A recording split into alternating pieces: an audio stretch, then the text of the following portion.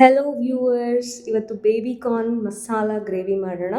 First baby ಕಾರ್ನೆಲ್ಲ ಈ ಥರ round ರೌಂಡಾಗಿ cut ಮಾಡಿಕೊಂಡು ಬಿಸಿ ತವಾಗೆ ಸ್ವಲ್ಪ ಆಯಿಲ್ ಹಾಕ್ಕೊಂಡು ಬೇಬಿ ಕಾರ್ನ್ನ ಕಟ್ ಮಾಡ್ಕೊಂಡಿರೋದನ್ನು ಇದಕ್ಕೆ ಹಾಕಿ ಚೆನ್ನಾಗಿ ಫ್ರೈ ಮಾಡಬೇಕು.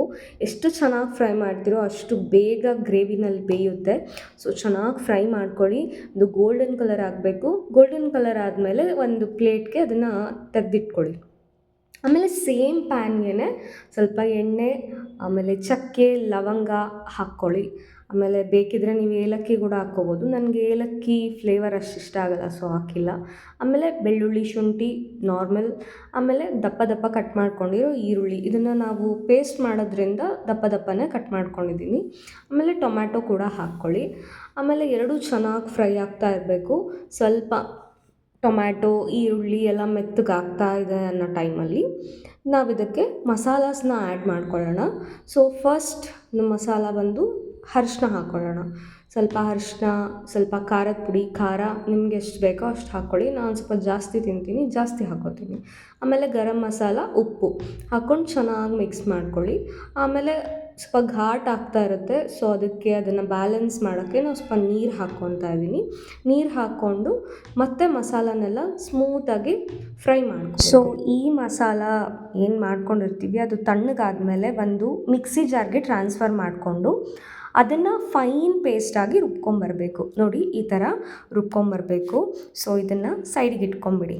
ಈಗ ಒಂದು ಪ್ಯಾನ್ಗೆ ಬಿಸಿ ಆದಮೇಲೆ ಒಂದು ಸ್ವಲ್ಪ ಎಣ್ಣೆ, ಒಂದೆರಡು ಪಲಾವ್ ಎಲೆ, ಒಂದು ಸ್ವಲ್ಪ ಜೀರಿಗೆ, ನಾನು ಸ್ವಲ್ಪ ಜಾಸ್ತಿ ಜೀರಿಗೆ ಹಾಕ್ಕೊಂಡಿದ್ದೀನಿ.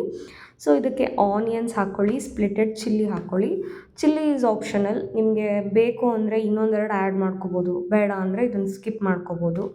ಸೊ ಎಲ್ಲ ಆನಿಯನ್ ಚೆನ್ನಾಗಿ ಫ್ರೈ ಆಗಬೇಕು ಜೀರಿಗೆ ಜೊತೆಗೆ. ಆ ಜೀರಿಗೆ ಫ್ಲೇವರ್ಸು ಕೂಡ ಆನಿಯನ್ ಅಬ್ಸರ್ವ್ ಮಾಡ್ಕೊಳುತ್ತೆ. ಸೊ ಅದಾದಮೇಲೆ ಪೇಸ್ಟ್ ಏನಿರುತ್ತೆ ಆ ಪೇಸ್ಟನ್ನ ನಾವು ರುಬ್ಕೊಂಡಿರ್ತೀವಲ್ಲ ಅದನ್ನು ಇದಕ್ಕೆ ಟ್ರಾನ್ಸ್ಫರ್ ಮಾಡ್ತಾಯಿದ್ದೀನಿ. ಆಮೇಲೆ ಜಾರ್ಗೆ ತುಂಬ ಮಸಾಲ ಎಲ್ಲ ಅಂಟ್ಕೊಂಡಿರುತ್ತೆ, ಸೊ ಅದಕ್ಕೆ ನೀರು ಹಾಕಿ ಮತ್ತೆ ಶೇಕ್ ಮಾಡಿ ಆ ನೀರು ಕೂಡ ಇದಕ್ಕೆ ಮಿಕ್ಸ್ ಮಾಡ್ಕೊಂಡಿದ್ದೀನಿ. ಸೊ ಇದು ಚೆನ್ನಾಗಿ ಮಿಕ್ಸ್ ಆಗಬೇಕು. ನೀರು, ಆಮೇಲೆ ಆನಿಯನ್ಸು, ಅದೇನೇನು ಹಾಕಿದ್ದೀನಿ ಆ ಐಟಮ್ಸ್ ಎಲ್ಲ ಚೆನ್ನಾಗಿ ಮಿಕ್ಸ್ ಆಗಿಬಿಟ್ಟು ಅದು ಒಂದು ಕುದಿ ಬರುತ್ತೆ. ಕುದಿ ಬರೋಕ್ಕೆ ಸ್ಟಾರ್ಟ್ ಆಗುತ್ತೆ. ನೋಡಿ ಕುದಿ ಬರ್ತಾ ಇದೆ. ಈ ರೀತಿ ಕುದಿ ಚೆನ್ನಾಗಿ ಬರ್ತಾ ಇದೆ. ಆ ಬರುವ ಟೈಮಲ್ಲೇ ನಾವು ಇದಕ್ಕೆ ಏನು ನಾವು ಬೇಬಿ ಕಾರ್ನ್ನ ಆಯಿಲಲ್ಲಿ ಫ್ರೈ ಮಾಡ್ಕೊಂಡಿರ್ತೀವಲ್ಲ ಆ ಬೇಬಿ ಕಾರ್ನ್ನ ನಾವು ಇದಕ್ಕೆ ಆ್ಯಡ್ ಮಾಡ್ಕೋಬೇಕು.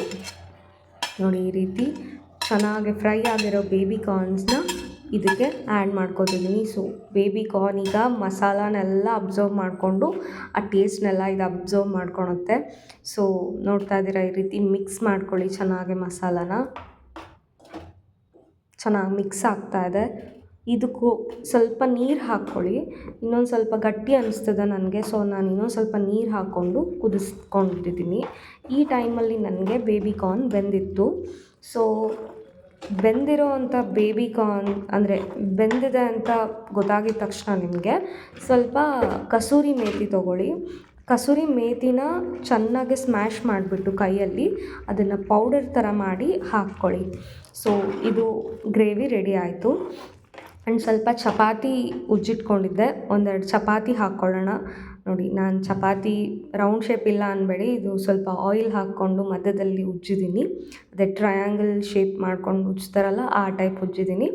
ಸೊ ಚಪಾತಿ ಮಾಡಿಕೊಂಡೆ, ಚಪಾತಿ ಕೂಡ ರೆಡಿ ಆದವು. ಈಗ ಒಂದು ಪ್ಲೇಟ್ಗೆ ಸರ್ವ್ ಮಾಡ್ಕೊಳ್ಳೋ ಟೈಮು. ಒಂದು ಪ್ಲೇಟ್ ಇಡೀ ಚಪಾತಿ, ಗ್ರೇವಿ, ಒಂದೆರಡು ಸೌತೆಕಾಯಿ ಹಾಕಿ ಬಿಸಿ ಬಿಸಿ ಇದು ಮನೆಯವ್ರಿಗೆಲ್ಲ ಸರ್ವ್ ಮಾಡಿದ್ರೆ ಖುಷಿಯಾಗಿ ತಿಂತಾರೆ. Thank you so much.